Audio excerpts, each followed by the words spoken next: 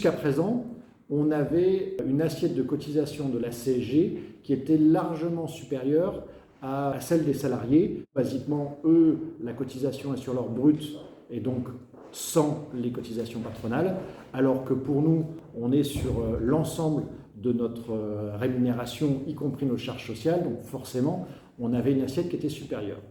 Ça fait longtemps que et l'UDP et l'UNAPL se battaient contre ça. On a eu gain de cause dans la loi de financement de 2024, donc du coup, l'assiette va changer. Globalement, l'idée de départ, c'était de dire toute l'économie qu'on faisait sur la CSG, on l'a transférée sur nos retraites de base et complémentaires. Et évidemment, le gouvernement est un petit peu revenu là-dessus, tout simplement parce que si on faisait ça, c'était une bascule qui représentait près de 2 milliards d'euros.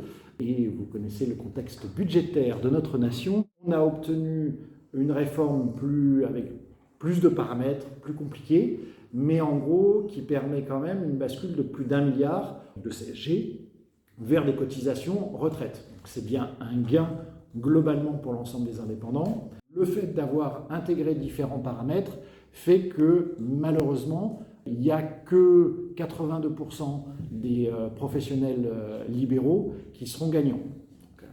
C'est toujours pareil, c'est pas agréable quand on est dans les, je ne vais pas dire 18%, mais dans les 5% qui sont perdants. Il y a à peu près 13% pour qui c'est relativement neutre.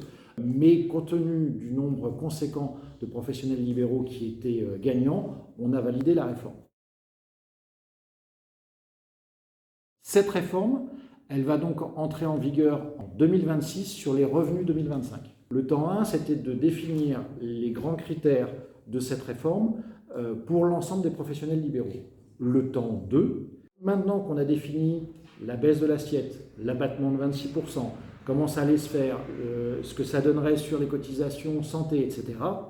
L'idée de base, c'est de dire je suis caisse de retraite, je vais augmenter les cotisations pour ceux qui ont les revenus les plus faibles, donc je viens compenser l'économie qu'ils ont de CSG pour leur augmenter leur droit de retraite. À la fin, pour ces gens-là, la réforme est neutre en termes de volume de charges sociales payées. Et de l'autre côté, pour ceux qui sont perdants, je peux éventuellement baisser mes cotisations. Comme ça, je les ramène aussi à un effet neutre. Quand je dis effet neutre, c'est que à la fin, le professionnel libéral paye bien le même volume de charges sociales. Après, chaque caisse peut faire ce qu'elle veut. Là, c'est vraiment le moment pour chaque profession de s'emparer de cette réforme-là et d'adapter à sa caisse de retraite et à ses spécificités cette réforme-là.